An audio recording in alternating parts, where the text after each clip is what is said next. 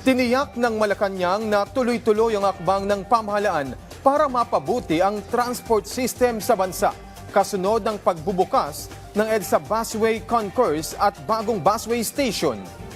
Ayon kay Palace Press Officer at PCO Undersecretary Attorney Claire Castro, nakatakda na rin gawin ang ganitong uri ng proyekto sa iba pang istasyon ng MRT at EDSA Busway. Katunayan, nasa pipeline na raw ito para naman sa Ortigas Station, gayon din sa Isiana EDSA Bus Station.